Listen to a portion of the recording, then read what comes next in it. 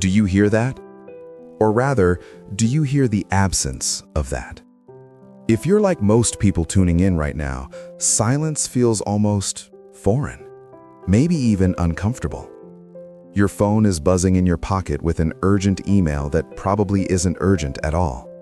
The news cycle is spinning 24/7, telling you to be angry or afraid. You feel like you're running a marathon at a sprint pace, but you aren't actually going anywhere. We call this the grind. We call it hustle culture. But let's be honest, it's exhaustion. Welcome back to The Last Read.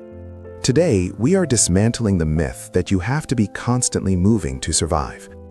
We are diving into Ryan Holiday's modern classic, Stillness Is the Key. And we're going to find out why the most powerful weapon in human history wasn't a sword or a stock market algorithm. It was a state of mind. Now, before you roll your eyes, no, this isn't about taking a nap or going on a spa weekend in Joshua Tree. Holiday isn't selling relaxation, he's offering a survival strategy. He argues that from the Stoic halls of Rome to the war rooms of the Cuban Missile Crisis, the people who won were the ones who could find a quiet center in the middle of a storm. To understand this, you have to understand Ryan Holiday himself. He didn't write this book from a monastery. He wrote it after defecting from the absolute center of the noise. He was a marketing prodigy, a director of marketing for American Apparel who manipulated the media for sport. He saw the toxicity of the attention economy from the inside, and he walked away to a ranch in Texas to raise cattle and open a bookstore. He knows the noise is a trap because he helped build it. So, how do we escape? Holiday breaks it down into 3 domains: mind, spirit, and body. Let's start with the mind. The first step to stillness is what Holiday calls an information diet. We treat breaking news like it's oxygen, but really, it's just pollution. Holiday tells this incredible story about Napoleon. The French emperor told his secretary to wait 3 weeks before opening any mail. Why? Because by the time the 3 weeks were up, most of the urgent problems had resolved themselves. They didn't need him. We need to apply that to our inboxes. If your mind is packed tight with tweets, headlines, and anxieties, there is no room for wisdom. Holiday references a Zen master pouring tea into an overflowing cup to show a professor that he cannot learn until he empties his mind. If you walk into a room desperate to prove you're the smartest person there, that's your ego screaming. That's a full cup. Real power is the empty cup. It's the ability to listen, to observe, and to stop performing. But emptying the mind is impossible if the spirit is restless. And that brings us to the second domain. We live on what psychologists call the hedonic treadmill. You get the promotion, you feel happy for a week, and then you want the next promotion. You're running toward a horizon that keeps moving away.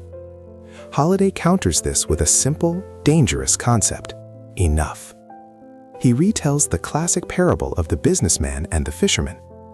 The banker tries to convince the fisherman to expand his fleet, make millions, and retire so he can spend his days fishing and relaxing with his family.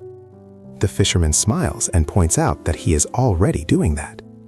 We kill ourselves working for a freedom we already possess. Often, we do this to heal an inner child. Look at Tiger Woods. Billions of dollars, trophies everywhere, but a spirit completely in turmoil because he was still trying to please a demanding father. You cannot earn your self-worth through productivity. You have to realize that virtue is enough. You are enough. Finally, we have to talk about the body. You might think stillness means sitting in a lotus position, but Holiday argues it's actually found in routine. Think of Steve Jobs' black turtlenecks or Obama's gray suits. They automated the small decisions to save their energy for the big ones. A solid routine isn't a prison, it's a platform that keeps you steady when the world shakes. And within that routine, you need true leisure. And I don't mean Netflix. The Greek word for leisure is skole, which is where we get the word school. It means active learning and recovery. Winston Churchill survived the stress of World War II not by sleeping, but by painting and laying bricks. He rested the tired parts of his mind by using the other parts. So here is the challenge this book leaves us with. The world is not going to get quieter. The emails won't stop. If you are waiting for peace to come from the outside, you will be waiting forever. You have to build an inner citadel. You have to limit your inputs to clear your mind. You have to accept enough to settle your spirit. And you need to build a routine that protects your body. As Holiday puts it, to be steady while the world spins around you is the ultimate superpower.